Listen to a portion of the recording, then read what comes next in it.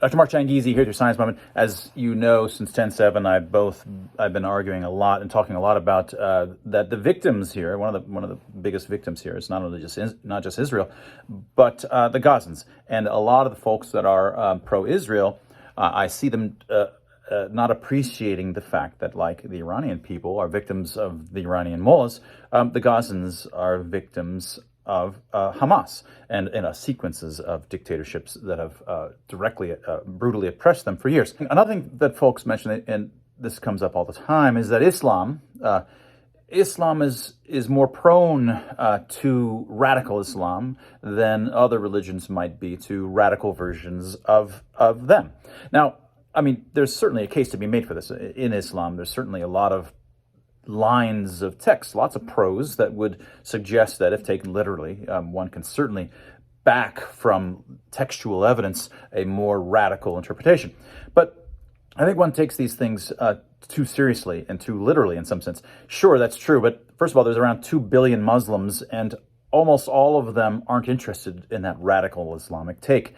Most of them suffer from living under that radical Islamic take in one way or another. And if they were all of that radical Islamic take, 2 billion people, we would have all been overrun long ago. What you're seeing is a very small percentage, very radical percentage, who are doing all the damage.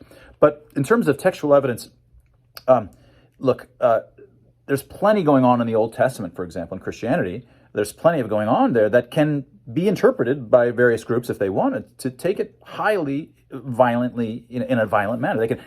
There are ways of interpreting the Old Testament such that one can justify violence. There's enough there. There's lots of violence in the Old Testament. Some of it's just historical claims about what happened, but often it's intermixed with what is the good thing to do and what God did and allowed to do and things like this. There are ways of interpreting it that way, but Christianity once was much more violent, and I don't know the details of all these things, but certainly there are ways of interpreting it such that you could justify it. People are smart. They're able to justify on textual evidence things that are violent if they really want it to be, so to speak, if the community evolves it. The point being is that it's a cultural problem more than it's a textual problem.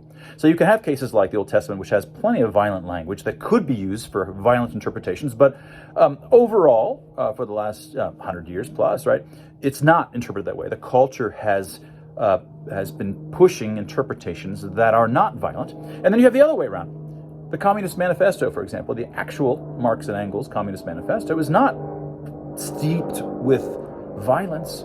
It doesn't say to engage in genocide and democide, right? But in fact, whenever communism has in fact been implemented, genocide, democide has occurred. It's not because of the text per se that prescribes it.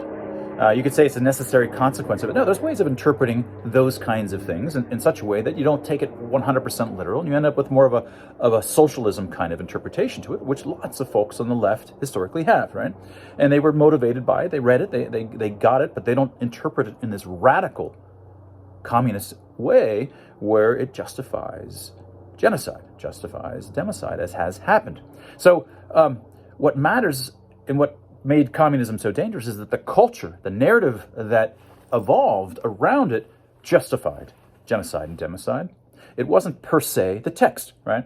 So you can have violent texts, textual evidence, which can be lead to not particularly violent cultures based around it, and you can have really non-violent texts that lead to very violent and genocidal, killed more people in the 20th century than any other thing would have been capital C communism, that lead to a tremendous violence, right? What's more important is the cultural evolution around the text rather than the text itself. So I think we need to focus on that. I think much of the world, without there being some kind of formal reformation that's occurred in Islam, the average Islamic folks have figured out a way to call themselves Islamic and don't want to live under radical Islam. They don't want to live under dictatorship. They don't want that. And that's what most folks want. Nothing. And so if they figured out a way, that means in some sense, culture has evolved within Islamic communities that figured it out, even if no one's written it down to fully justify it and put principles underneath it. You don't need that to have culture have found a way to figure it out. So this is just another way of reminding folks that radical Islam does not equal regular Islamic folks, and one has to keep that separated and keep remembering that the victims here are not just Israelis of 10/7, but it reminds us that those butchers of the 1,000+ Israelis govern poor Gazans who are really screwed over living under that.